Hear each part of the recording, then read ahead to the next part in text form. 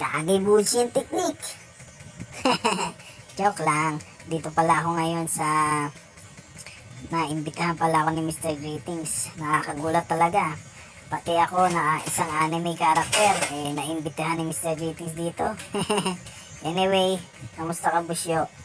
Balita ko palagi mo pinapanood mga palabas ko Maraming salamat, Busyo Alam mo naman na siguro ang tema ng aming palabas tungkol sa mga ninja na magkakaibigan na hanggang sa huli ay hindi sumuko, maibalik lang ang dating samahan at pagkakaibigan at maghatid ng layunin na magkaisa ang bawat isa o ang bawat bansa, diba, sa aming palabas, gano'n.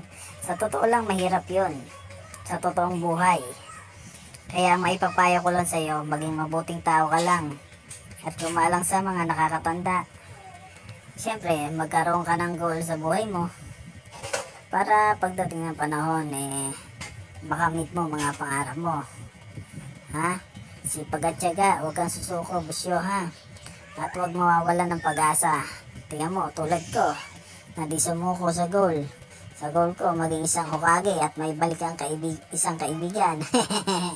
Diba? Kung napanood mo yun, alam mo yun, sinasabi ko.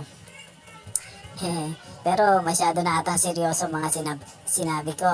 Kaya basta good luck, Busyo At kung umabot po kayo sa video ito ay paki-subscribe na lamang po si Mr. Greetings.